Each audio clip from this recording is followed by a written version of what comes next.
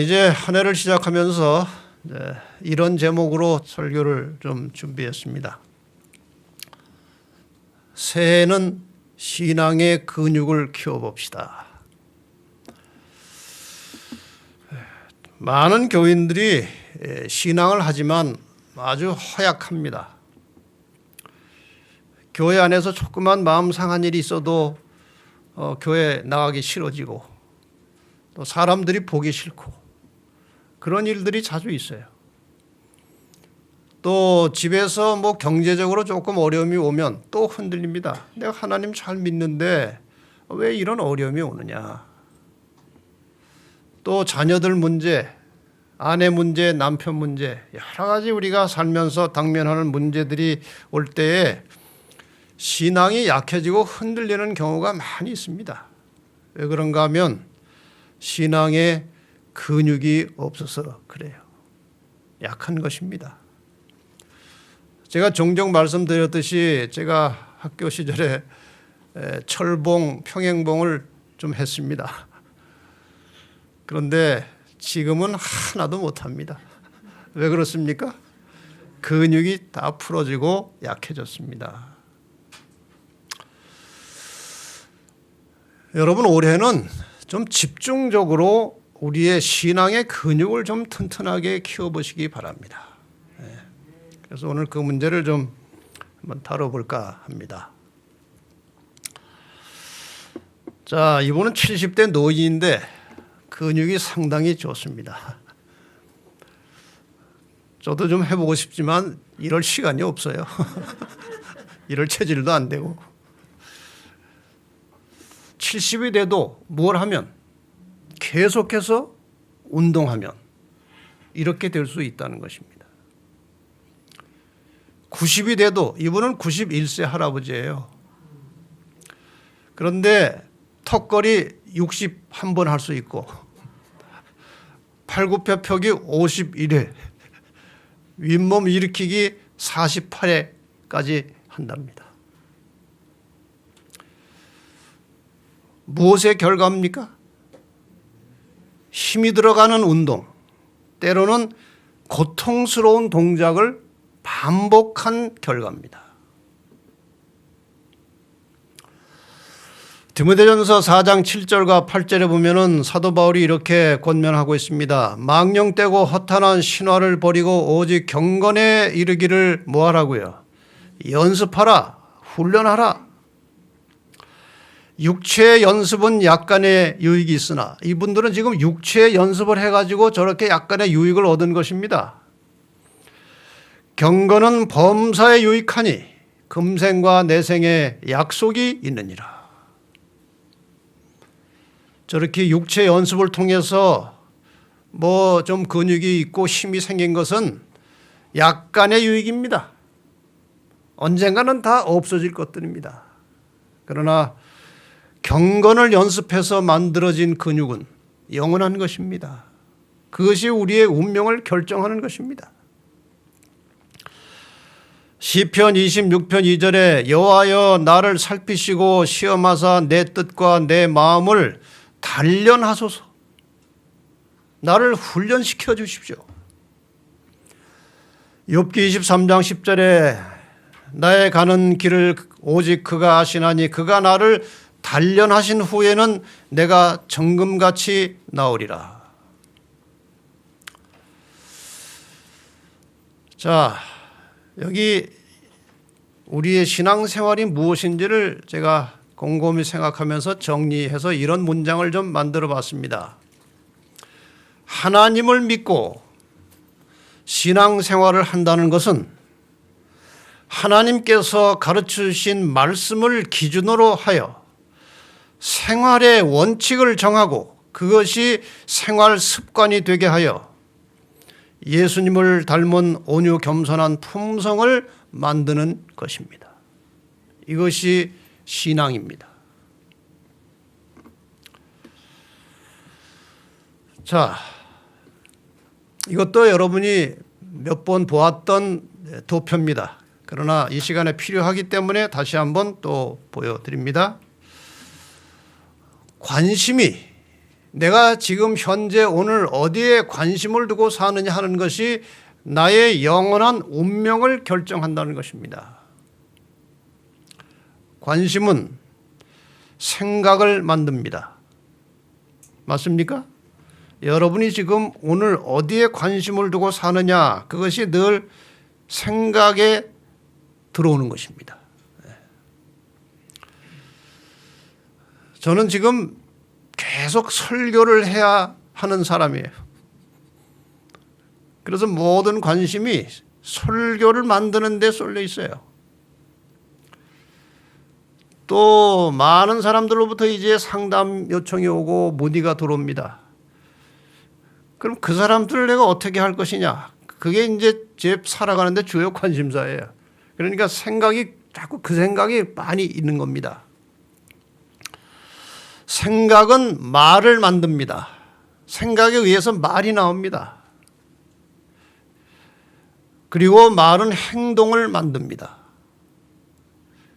그리고 같은 행동이 반복되면 습관이 됩니다. 이게 아주 굉장히 중요한 거예요. 같은 행동이 반복되면 습관이 되는 겁니다. 이 습관이 쌓여서 인간의 품성을 만든 겁니다. 그리고 이 품성이 마침내 주님 오시는 그날에 우리의 영원한 운명을 결정하는 겁니다. 그러니까 무엇이 우리의 운명을 결정하는가 하면은 오늘 나의 관심이 나의 운명을 결정하는 겁니다. 오늘 이 새해 첫 안식일에 저는 우리 성도들이 생활 속에 습관이 되어야 할 중요한 신앙생활의 종목 4가지를 간추려서 소개하고자 합니다. 그동안 여러분들은 많은 설교를 통해서 그리스도인이 어떻게 살아야 하는지, 무엇을 해야 되는지를 많이 들으셨습니다. 그 많은 것들 중에 오늘 이 시간에 제가 4가지만 핵심적으로 간추려서 말씀을 드리겠습니다. 이것은 물론 저의 기준일 수 있습니다. 제가 이것은 아주 신앙생활에서 중요하다고 판단했기 때문에 지금 여러분에게 이 4가지를 제시를 하는 것입니다. 물론 개인마다 다 신앙의 기준이 다르고 형태가 다르지만 오늘 제가 드리는 이 말씀이 여러분에게 합당하다고 생각이 되면 이 4가지를 부지런히 한 해 동안 훈련하셔서 습관이 되게 하시고 이게 근육이 되어서 여러분이 아주 든든한 신앙인으로서 이 마지막 남은 어려운 세파를 헤쳐나가시기를 바랍니다. 첫째, 안식일을 즐겁고 존귀하게 보내는 훈련을 하는 것입니다. 이사야 58장 13절로 14절에 보면 만일 안식일에 내 발을 금하여 내 성일에 오락을 행치 아니하고 안식일을 일컬어 즐거운 날이라 여호와의 성일을 존귀한 날이라 하여 이를 존귀 여기고 내 길로 행치 아니하며 내 오락을 굳지 아니하며 사사로운 말을 하지 아니하면 내가 여호와의 안에서 즐거움을 얻을 것이라. 여러분, 즐겁게 사는 게 좋습니까? 즐겁게 사는 게 좋습니다. 그런데 이 말씀의 약속은 안식일을 성경의 본래 정신을 따라서 잘 지키면 즐겁게 살 수 있다는 것입니다. 하나님을 믿는 사람은 일단 하나님과의 관계가 중요합니다. 맞습니까? 하나님과 어떤 관계를 맺고 사느냐 하는 것이 나의 신앙의 정도를 결정짓는 것입니다. 그래서 그 하나님과의 관계를 지속적으로 유지시켜주는 이 예배와 이 예배 일에 대한 문제는 굉장히 중요한 것이고 우리가 관심을 가져야 하는 것입니다. 이 성경 전체는 하나님께서 이 죄로 인해서 죽을 수밖에 없는 인간을 어떻게 구원하셔서 그들이 구원받은 성도들이 이 땅에서 어떻게 살다가 마침내 주님께서 우리를 데리러 오시는 날에 다 구원을 받아서 하나님과 함께 영원히 살게 되는지 그 원리를 풀어놓은 것이 성경입니다. 이 성경을 하나님께서 요약해 주셨습니다. 왜냐하면 이 성경을 다 잘 모르는 분들도 계시고 특히 이제 노인들 혹은 글자를 모르는 사람들은 성경을 다 읽을 수도 없고 이해할 수도 없어요. 그래서 하나님께서 이 성경에 나타난 모든 하나님의 뜻을 아주 간단하게 요약해 놓으신 것이 십계명입니다. 그것도 다른 사람이 요약하면 틀릴 수 있으니까 하나님께서 직접 요약해서 돌비에다가 새겨 놓으셨어요. 이 십계명 중에서 가장 중심에 빛나는 계명이 바로 안식일 계명입니다. 이 계명 속에 사람이 왜 하나님을 경배해야 되는지, 사람이 왜 하나님을 예배해야 되는지 그 이유가 이 넷째 계명 속에 들어 있습니다. 맞습니까? 왜 예배를 드리느냐? 이 예배를 드리는 이유는 창조와 직결되어 있습니다. 하나님께서 모든 만물을 창조하셨습니다. 하나님께서 온 우주의 주인이십니다. 그래서 우리의 모든 인간들의 주권자는 하나님이시고, 그래서 피조물로서 우리의 창조주시요 우리의 주권자이신 하나님께 경배하고 찬양하는 것입니다. 이것이 예배의 이유입니다.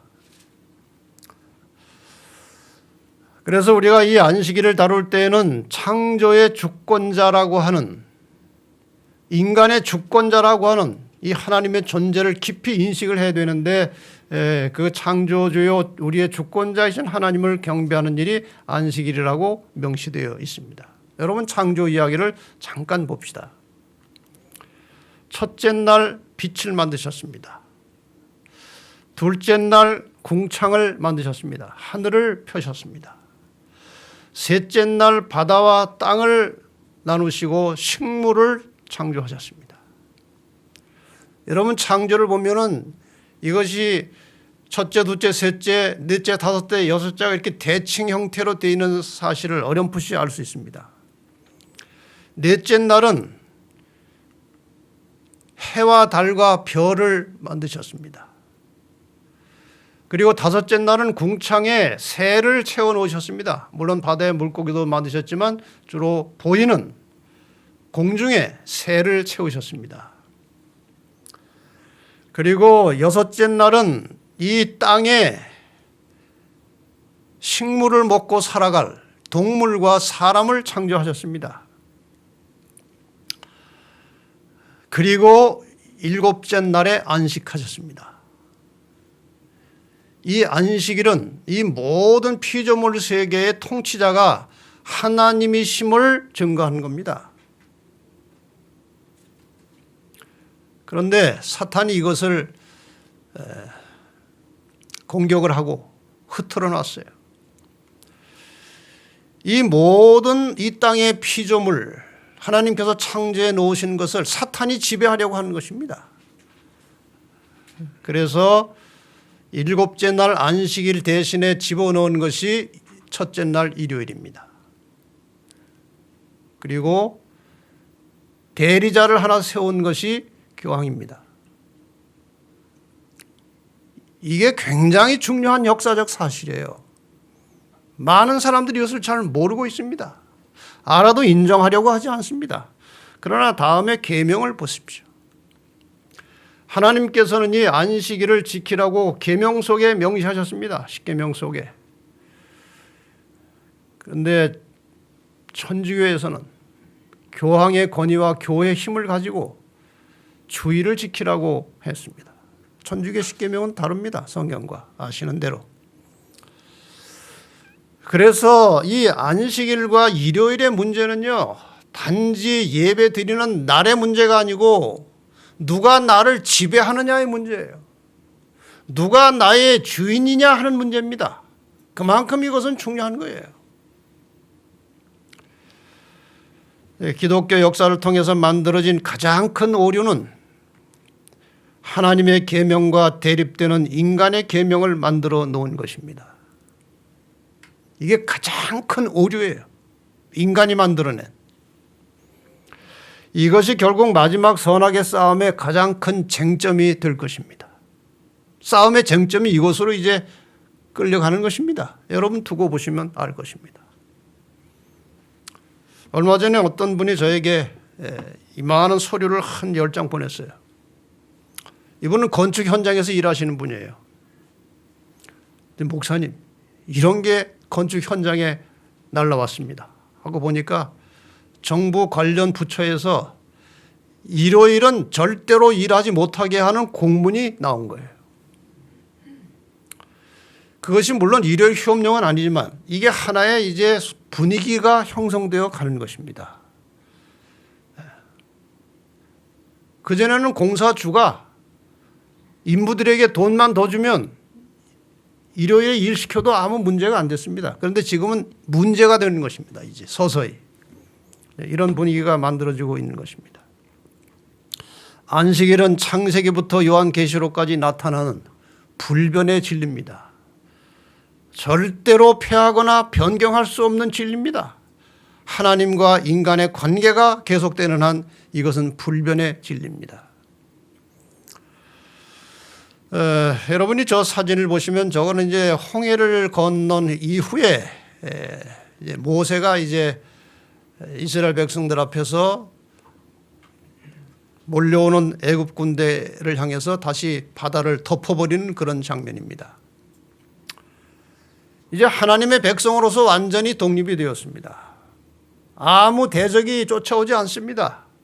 이제 이들이 하나님의 백성들이 되었을 때에 신명기 5장 15절에 하나님께서 이렇게 말씀하십니다. 너는 기억하라. 내가 애굽 땅에서 종이 되었더니 너의 하나님 여호와가 강한 손과 편팔로 너를 거기서 인도하여 내었나니. 이 말은 쉽게 말하면은 너희가 애굽 죄악 세상에서 살고 있었는데 내가 강한 손과 편팔로 너희를 거기서 건져내서 구원해 주었나니 그 말입니다. 내가 너희를 구원했다 이것입니다.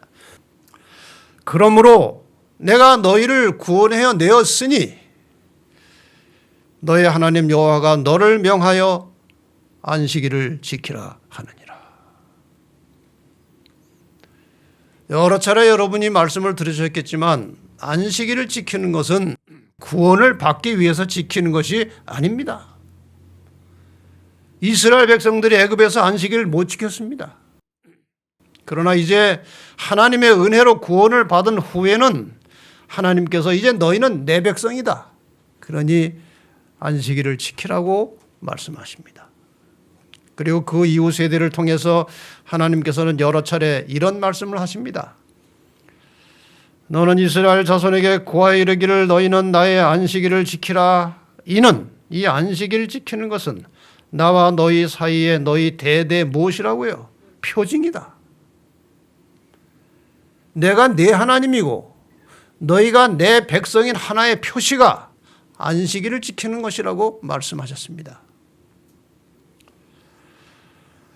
자, 우리가 하나님과 구원받은 성도들 사이에 표징으로 말씀하신 안식일을 즐겁고 존귀하게 지킬 수 있는 방법이 무엇입니까?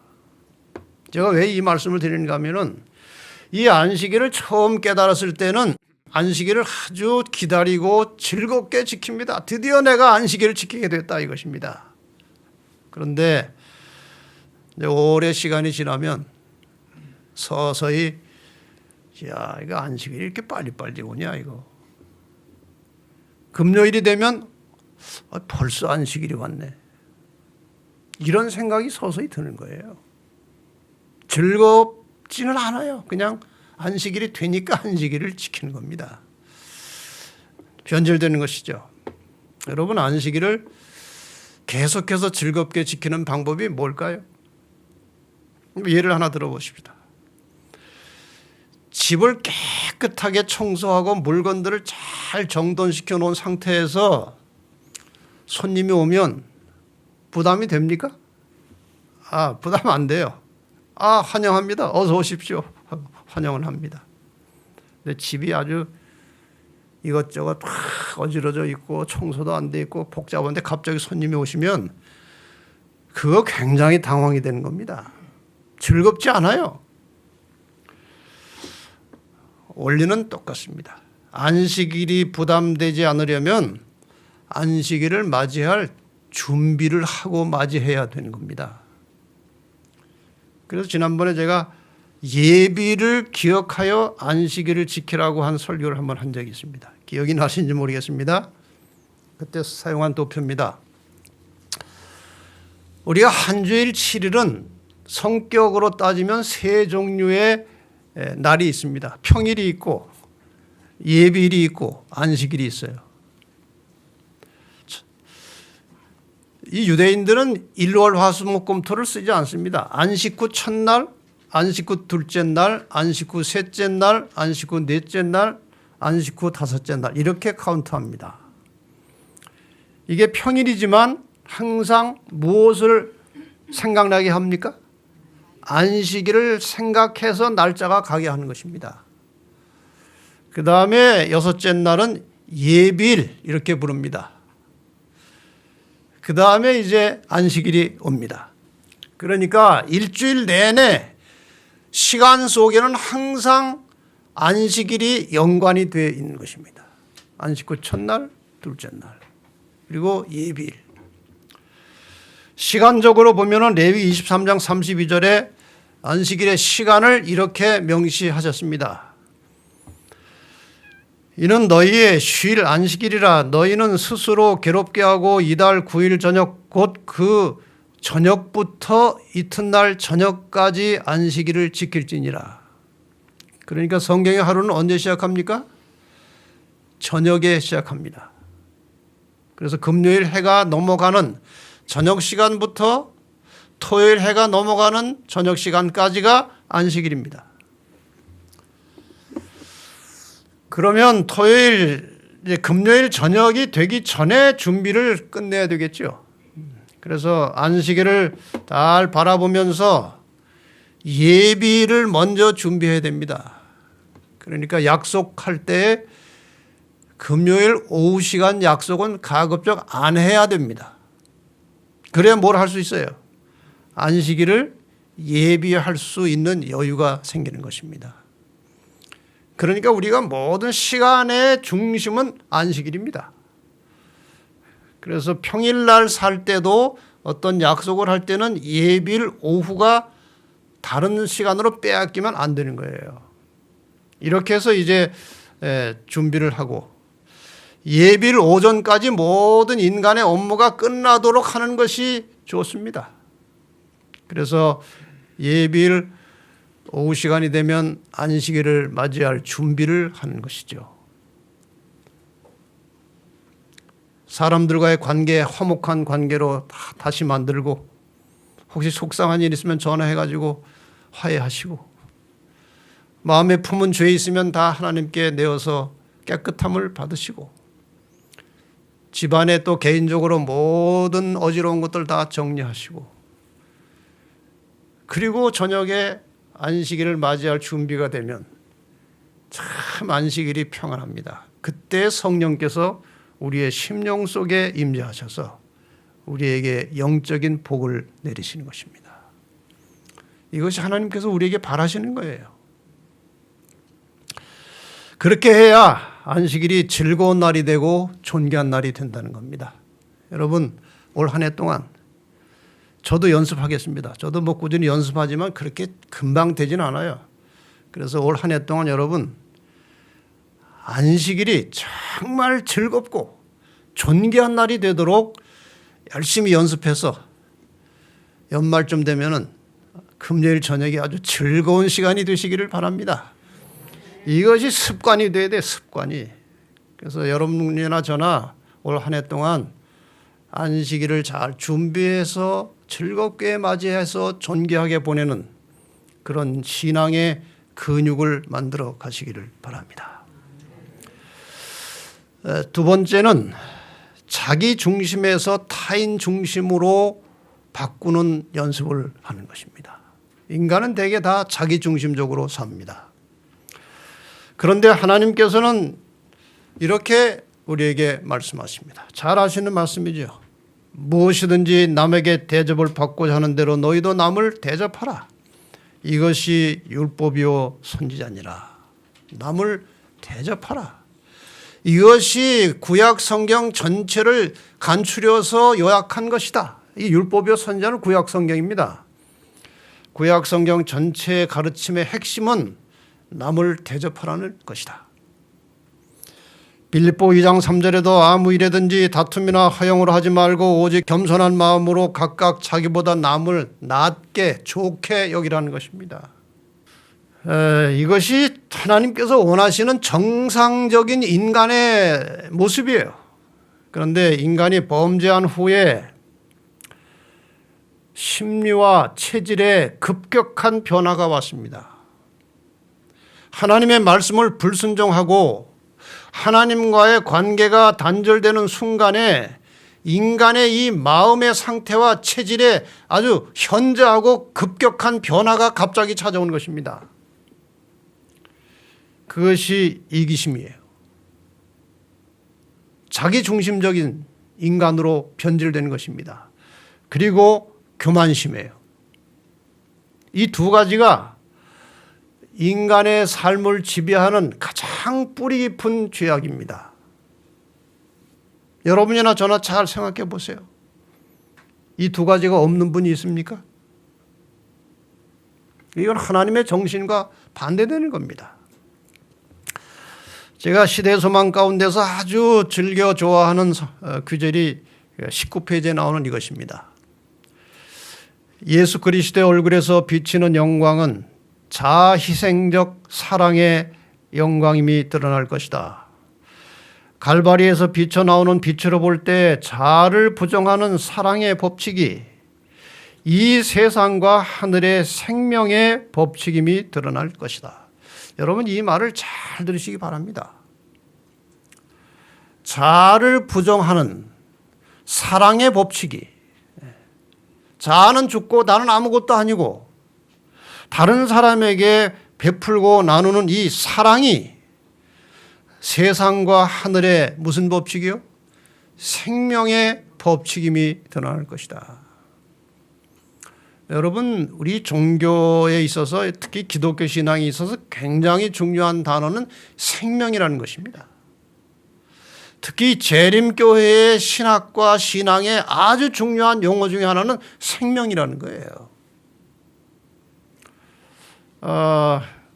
지금 돌아가셨지만 옛날에 이 기독교계의 거의 거목이라고 할 수 있는 강원영 목사라는 분이 계셨습니다. 제가 이제 저희 교회 선교 90주년의 기념 행사로 이제 그런 일반 기독교계에 좀 유력한 분들과 이렇게 좀 인터뷰하는 프로그램을 만들게 돼가지고 제가 이제 그분과 인터뷰를 하게 됐어요. 제가 그분에게 첫 번째 질문을 이렇게 했습니다. 우리 제7일 안식일 예수 재림교 하면은 얼른 떠오르는 생각이 무엇이죠? 하고 내가 물어봤어요. 그랬더니 그분이 주저하지 않고 이 재림교회는 생명의 종교입니다. 그만큼 생명을 존중한다는 것입니다. 다른 어떤 교회보다도. 그래서 우리가 건강 관리를 열심히 하는 거예요. 생명 존중하는 사상입니다. 그렇다면 이 생명의 법칙이라고 할 수 있는 자아를 부정하는 사랑의 법칙은 그야말로 재림 성도들에게 가장 중요한 메시지 중에 하나가 아니겠습니까? 자아를 부정하는 사랑의 법칙. 또한 자기의 유익을 굳지 아니하는 사랑은 하나님의 마음에 그 근원이 있으며 하나님의 품성은 온유하고 겸손하신 그리스도 안에서 나타난다는 것을 알 수 있을 것이다. 우리의 이 죄된 체질은 이기심과 교만입니다. 그러나 이제 우리가 추구해야 되는 그리스도인으로서 우리가 추구해야 되는 또 하나의 매우 중요한 연습하고 훈련해야 되는 과목 중에 하나는 이것을 바꾸는 것입니다. 무엇을 어떻게 바꾸는가? 우주의 생명의 법칙과 생명의 존재에 순응하는 방법은 오늘 지금 이 시간에 말씀드린 바로 그것입니다. 자기 중심적인 삶을 타인 중심으로 바꾸는 것입니다. 훈련이 필요하죠. 모든 인간은 얼른 1차적으로는 이기적입니다. 그러나 그것을 극복해서 남에게 시선을 줄 수 있는, 다른 사람의 도움의 필요를 볼 수 있는 그런 훈련이 필요한 거예요. 자기 중심에서 나오는 것이 바로 아까 말씀드렸던 이기심과 교만심이고, 이것을 타인 중심으로 넘어갈 때 우리는 어떤 사상과 어떤 삶을 살아야 되느냐, 이것이 바로 희생과 겸손입니다. 이게 예수님께서 보여주신 모델이에요. 예수님은 철저하게 자기를 낮추셨습니다. 태어나시는 순간부터 마구간에 비천한 아이로 태어났어요. 평생 동안 겸손하게 사셨어요. 마침내 제자들의 발까지 다 씻겼습니다. 자기를 낮추시고, 그리고 십자가에 목숨을 내놓으셨어요. 이게 희생이에요. 우리 그리스도인이 추구해야 될 매우 중요한 삶의 전환은 자기 중심적인 삶에서 타인 중심으로 바꾸는 것입니다. 이 성경절을 다시 한번 보시면 확인할 수 있죠. 마태복음 7장 12절 말씀 다 함께 읽어볼까요? 시작. 그러므로 무엇이든지 남에게 대접을 받고자 하는 대로 너희도 남을 대접하라. 이것이 율법이요 선지자니라. 그래서 이것을 황금률이라고 하는 겁니다. 이게 너무나 흔하게 많이 들어서 우리가 이 말씀의 가치를 잘 모를 수 있습니다만은, 이것은 모든 그리스도인들의 일상생활에 아주 중요한 키워드예요. 남을 대접하라는 것입니다. 자기 중심에서 타인 중심으로. 타인 중심의 삶에서 나타나는 열매들, 내가 지금 다른 사람 중심으로 살고 있다면 거기에서 나타나는 열매들을 갈라디아에서 성령의 열매라고 이렇게 표현하고 있습니다. 사랑과 기쁨과 화평과 인내와 자비와 선함과 충성과 온유와 절제다. 이 내용을 잘 보시면요, 다 자기 마음 상태를 관리하는 것들입니다. 자기 생활을 관리하는 것들이에요. 이런 생활 관리에서 나오는 열매들이 무엇이냐? 이것이 고린도전서 13장에 나오는 사랑입니다. 고린도전서 13장을 분석해 보면은 하지 말아야 될 것, 하지 않는 것이 나오고 하는 것이 나와요. 사랑은 이것을 하지 않는다. 사랑은 이것을 한다. 이렇게 나오죠. 사랑은 시기하지 않습니다. 자랑하지 않습니다. 교만하지 않습니다. 무례히 행치 않습니다. 자기의 유익을 구하지 않습니다. 성내지 않습니다. 악한 것을 생각하지 않습니다. 불의를 기뻐하지 않습니다. 그리고 진리와 함께 기뻐하고 모든 것을 참고 모든 것을 믿으며 모든 것을 바라며 모든 것을 견디느니라. 자, 이거 너무 어렵지 않습니까? 이런 열매를 하나씩 하나씩 언제 만들겠습니까? 가능합니까? 하나님께서 불가능한 것을 시키시겠습니까? 그럼 어떻게 가능할까요? 이것을 가능하게 하는 매우 중요한 한 가지 방법은 영혼을 구원하는 전도가 생활이 되고 습관이 되면 이런 열매들이 한꺼번에 서서히 나타나는 거예요. 하나씩 하나씩 고치는 게 아니고 이 중심이 바뀌면, 생활의 패턴이 바뀌고 삶의 목표가 달라지면 이런 수많은 열매들이 그냥 자연스럽게 나오는 것입니다. 세 번째, 여러분에게 또 우리가 함께 추구해야 될 것은 올 한 해 동안 오직 전도의 일념으로 살아야 된다는 것입니다. 전도하는 일념으로. 마가복음 16장 15절에 예수님께서 복음을 전파하라고 말씀하셨고, 사도 바울은 디모데후서 4장 2절에 너는 말씀을 전파하라. 때를 얻든지 못 얻든지 항상 힘쓰라.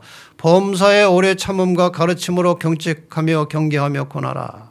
전도하라고 하는 말씀이 성경에 자주 나옵니다. 근데 전도가 무엇이냐? 사람은 전도라고 하는 말 들으면 뭔가 우리의 진리와 교리를 다른 사람에게 가르치는 것을 먼저 생각하는데, 그것은 그 발상이 잘못된 것입니다. 자, 여기 전도에 대해서 우리에게 상당한 깨우침을 주는 한 이야기가 이 성경에 나옵니다. 예수님께서 거라사라고 하는 곳에 도착하셨을 때 귀신 들린 사람이 나타났습니다. 이야기를 여러분이 잘 아십니다. 예수님께서 즉시 고쳐주셨습니다. 귀신을 내쫓아 버렸어요. 정상이 됐습니다. 이 사람이 너무 좋아가지고 예수님 따라가려고 그랬습니다. 그때 예수님께서 뭐라고 말씀하셨습니까? 누가복음 8장 39절에 보면 나 따라오지 말고 집으로 돌아가 하나님이 네게 어떻게 큰일 행하신 것을 일일이 고하라 하시니, 저가 가서 예수께서 자기에게 어떻게 큰일 하신 것을 온 성내에 전파하니라. 교리 가르쳤습니까? 아니에요. 무슨 논리를 펼쳤습니까? 아니에요. 예수님께서 자기에게 하신 일, 그 결과로 변화된 자기 모습을 보여주면서 예수님을 이야기한 것입니다. 이것이 전도의 가장 기초예요. 기본이에요. 자, 전도에 대해서 그동안 제가 자주 말씀을 드렸습니다만 다시 한번 총정리해서 또 올리겠습니다. 전도하는 목적이 무엇이냐 이게. 그리스도인 선교봉사 7페이지 8페이지 말씀이에요. 하나님께서는 무제한 천사들을 통하여 당신의 진리를 선포하실 수 있으시나 이것은 그분의 계획이 아니다. 그러니까 우리가 전도 안 해도 하나님께서 천사들을 동원해서 얼마든지 복음 사업 끝내실 수 있다는 거지요. 근데 그게 하나님께서 그렇게 안 하신다는 거예요. 하나님께서는 많은 결점들을 가지고 있는 사람들을 당신의 계획을 수행하는 도구로 선택하신다. 값으로 헤아릴 수 없는 보배가 질그릇에 담겨 있다. 제가 요즘 설교를 준비하다가 그런 생각을 가끔 해요. 야, 이게 나 같은 죄인에게 하나님께서 이렇게 귀한 복음을 담아주셨을까? 참 벅찹니다. 어떻게 이렇게 고귀한 진리와 이러한 빛나는 복음을 이런 질그릇 같은 것에 담아주셨을까? 하나님의 축복은 인간을 통해서 세상에 전해져야 한다. 제가 요즘 감사 기도를 꽤 자주 합니다. 왜냐하면 사람들에게 이제 반응이 오는 거예요. 설교 듣고 이렇게 변했습니다. 지금 이렇게 하고 있습니다. 그런 반응들이 계속 들어오는데, 하나님, 이게 제가 무엇인데 이런 말을 듣고 사람들이 변화가 옵니까? 감사합니다. 저를 말씀을 전하는 통로로, 도구로 사용해 주셔서 감사합니다. 네. 저뿐이 아니고 여러분도 마찬가지예요. 얼마든지 우리는 하나님의 말씀을 말로나 행동으로 다른 사람에게 증거할 수 있는 사람들입니다. 왜? 하나님께서 우리를 쓰시겠다고 하셨어요. 하나님께서는 우리의 도움 없이도 죄인을 구원하시는 당신의 목적을 이루실 수 있으셨다. 우리가 전도 안 해도 복음 전파를 다 할 수 있으셨다.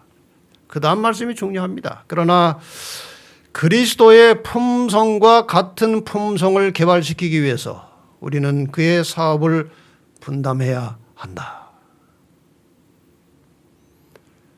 여러분, 다른 사람에게 복음을 전하는 일차적인 목적은 자신의 품성을 개발하기 위한 것입니다. 영혼 구원은 그 결과로 나타나는 열매지 영혼을 구하는 것 자체가 우리의 전도의 목적이 아니라는 겁니다. 다시 말하면 우리가 정말 올바른 정신으로 하나님께서 말씀하시는 올바른 방법으로 전도하면 우리가 변화가 된다는 것입니다. 많은 사람들이 변화를 어려워해요. 왜 이렇게 변화가 안 되느냐고 가슴을 치면서 계속 좌절하기도 하고 통탄하기도 합니다. 변화가 안 돼요, 잘. 이 원리를 잘 몰라서 그렇습니다. 그렇다고 무조건 전도만 한다고 되는 것이냐? 그건 아닙니다. 왜냐하면 어떤 사람은 별로 자기 믿음도 없는데 성격상 열심히 또 전하는 사람이 있어요. 그게 아니고 하나님이 원하시는 그런 정신, 하나님이 원하시는 그런 방법으로 전도해야 변화가 온다는 겁니다. 그 방법을 제가 잠깐 좀 말씀을 드리려고 그래요. 우선 이 말씀을 좀 먼저 보십시다. 마태복음 5장 13절로 16절이에요. 너희는 세상의 소금이니 소금이 만일 그 맛을 잃으면 무엇으로 짜게 하리요? 후에는 아무 쓸데없어 다만 밖에 버리고 사람에게 밟힐 뿐이니라. 여러분, 그리스도인이 신앙을 잘못하면 세상에 밟힘을 받는 소금이 되는 겁니다. 너희는 세상의 빛이라. 산 위에 있는 동네가 숨기우지 못할 것이요 사람이 등불을 켜서 말 아래 이 돛박 아래 감춰두는 것이 아니고 등경 위에 두나니 이러므로 집안 모든 사람에게 비치느니라. 16절이 이 말씀의 결론이에요. 이같이 너희 빛을 사람 앞에 비치게 하여 저희로 너희 착한 무엇을 행실을 보고 하늘에 계신 너희 아버지께 영광을 돌리게 하라. 사실 이 성경의 중요한 말씀들은 하도 자주 쓰기 때문에 사람들이 그 가치를 제대로 모르는 성경절이 많습니다. 요한복음 3장 16절 속에 어마어마한 진리가 들어있어요. 그런데 너무 자주 말하고 자주 들으니까 그 가치를 사람들이 잘 모를 뿐입니다. 이 말씀도 마찬가지예요. 이 속에 기독교 정신이 거의 다 담겨져 있는 것입니다. 자, 기독교 신앙이 지금 쇠퇴하고 있습니다. 기독교인들이 세상에 조롱거리가 되고 있습니다. 요즘 그렇지 않습니까? 요즘 어디 가서 기독교인이라고 말하기가 부끄러워요. 왜 이런 세상이 되었습니까? 왜 사람들이 기독교를 이렇게 봅니까? 이유는 이것입니다. 기독교에 가르칠 것은 많이 있는데 보여줄 게 없는 겁니다. 그동안 우리는 가르쳐 왔어요. 그런데 보여줄 것이 없는 겁니다. 그 가르침에 의해서 가르침 따라 살면 사람이 바뀌고 다른 사람이 볼 때 뭔가 달라야 돼요. 그런데 그게 잘 안 된 겁니다. 그래서 교회가 이렇게 힘을 잃어버렸어요. 오직 전도 일념으로 산다는 것은 제가 그냥 대략 그동안의 경험을 통해서 정리해 본 것입니다. 첫째, 전도하는 것을 본업으로 생각하고 살아야 됩니다. 이게 본업이에요. 가정주부가 본업이 아니고 무슨 자기 지금 비즈니스가 본업이 아니고 모든 그리스도인들에게 본업은 전도하는 것입니다. 이거 언젠가 꽤 오래졌습니다. 어떤 분에게 명함을 하나 받았어요. 명함. 여자분인데 피아노 학원 원장이에요. 근데 거기에 직업, 복음 전도, 부업, 피아노 학원 이런 명함을 제가 봤어요. 정신이 그런 거예요. 정신이. 네. 여러분 직업 지금 다 가지고 있죠. 본업을 생각을 바꾸시기 바랍니다. 그 다음에 예수님의 품성을 담고자 하는 간절한 소원이 있어야 돼요. 그 소원이 있어야 하나님께서 그 길로 끌어가십니다. 세 번째, 만나는 모든 사람을 선교의 대상으로 생각하는 것입니다. 본업이 전도하는 것이면 만나는 사람마다 전부 다 저 사람 어떻게 전도할까? 이런 생각을 품어야 그게 본업이에요. 그렇지 않습니까?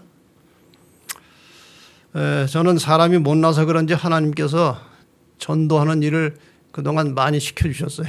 원래 저는 전도하는 그런 성격이나 체질이 아닌데도 불구하고 하나님께서 끌어내가지고 전도를 하도록 훈련을 시켜서 지금은 뭐 거의 자연스럽게 전도하는 사람이 됐습니다.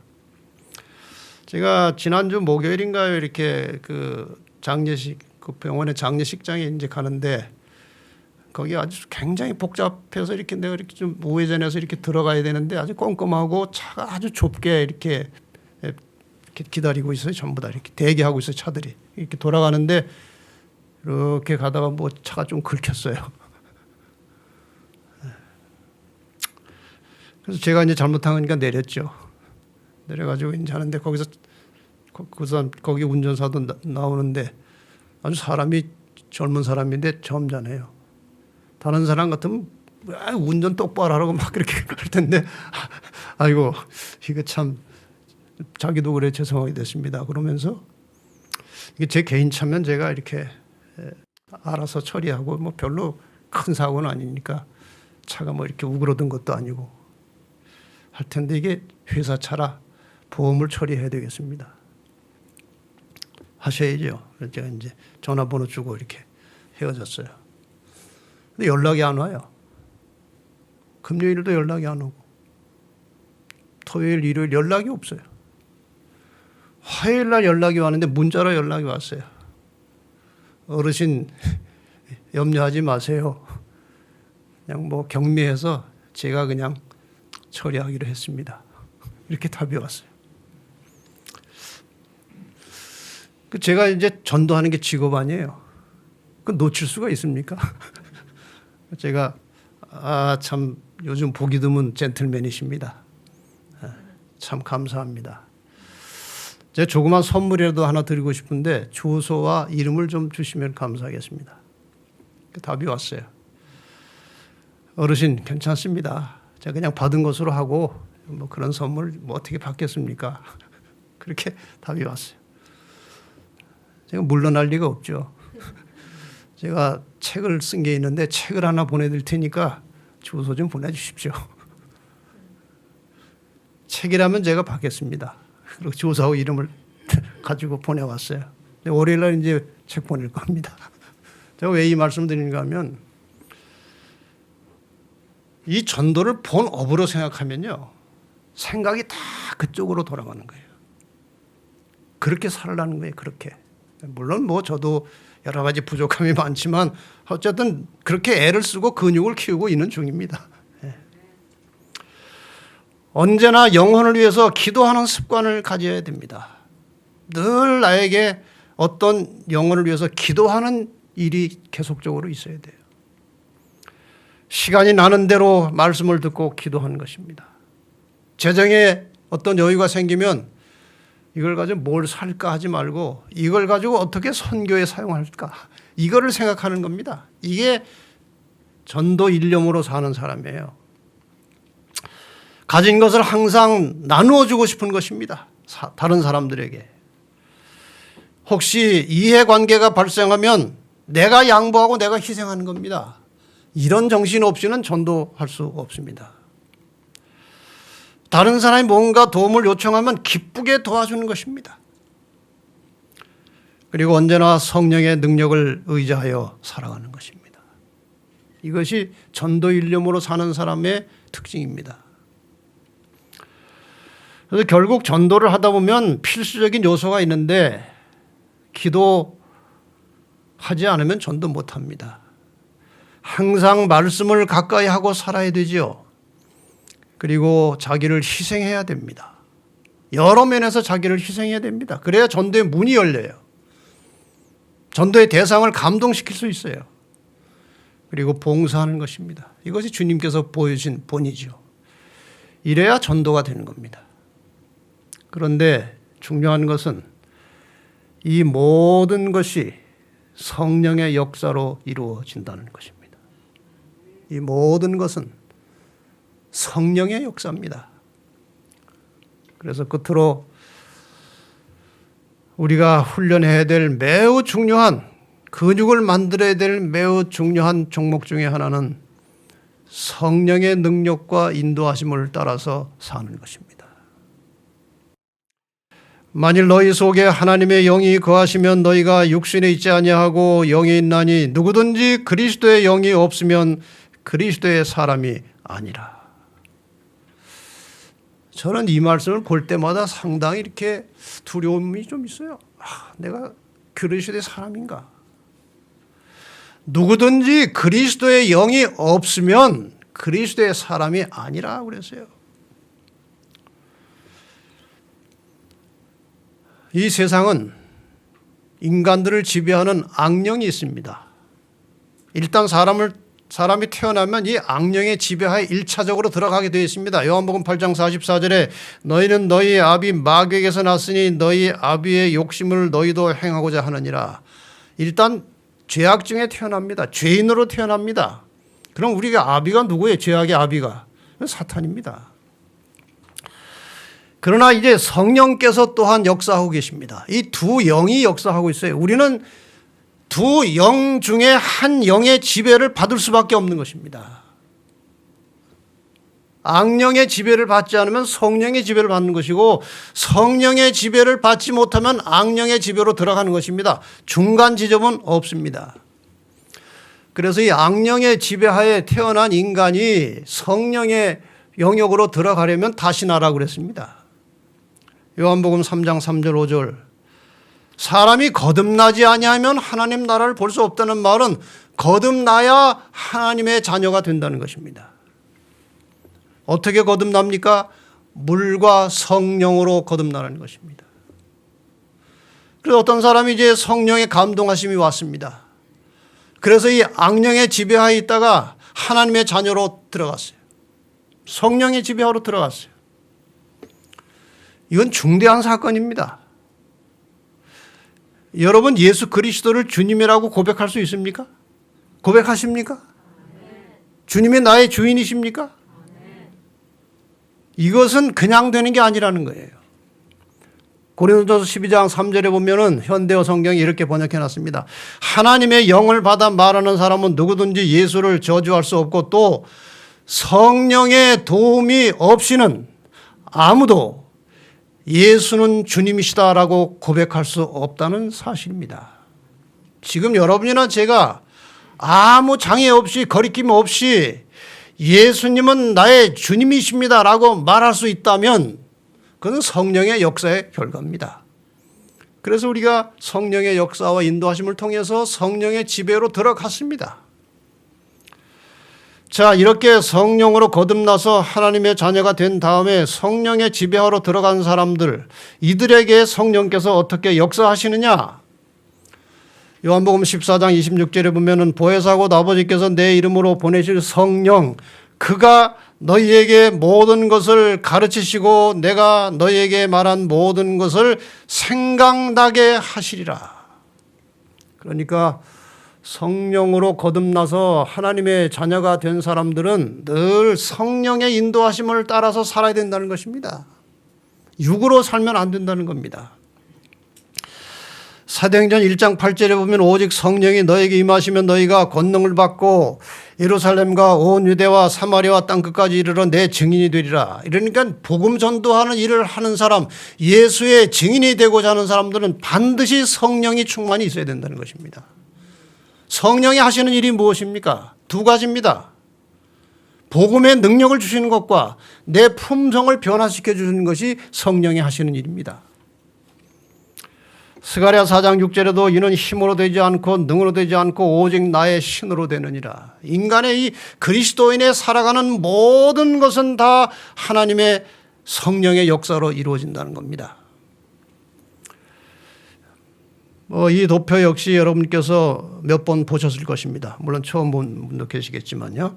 여기 목사에게 보내는 권면에 보면은 499에 이런 말씀이 나와요. 우리의 경험 어느 지점에서도 우리의 첫 출발을 가능하게 했던 그 도우심이 없이 지낼 수 없다. 이 말씀을 제가 도표로 설명을 드릴 테니까 잘 보시기 바랍니다. 우리의 경험 어느 지점에서도 우리의 첫 출발을 가능하게 했던 그 도우심이 없이 지낼 수 없다. 여기에 첫 출발이 어떻게 시작되느냐가 우리가 이제 중요한 관점이에요. 우리가 죄 중에 다 태어났습니다. 그런데 사탄의 자녀로 태어났는데 성령의 인도하심으로 다시 태어났습니다. 거듭났습니다. 우리의 첫 출발을 가능하게 했던 그 도우심은 바로 성령의 역사입니다. 성령께서 우리를 새로운 첫 출발을 시작하도록 도와주신 것입니다. 그 이후에 우리의 경험 어느 지점에서도 그 도우심이 없이 지낼 수 없다는 거예요. 그러니까 물과 성령으로 거듭난 이후에는 모든 삶의 순간순간을 누구의 도우심을 빌려서 사는 것입니까? 성령의 도우심을 빌려서 사는 것입니다. 어느 지점에서도 삶의 순간순간마다 성령의 능력으로 사는 훈련을 해야 되는 것입니다. 이것이 굉장히 중요한 거예요.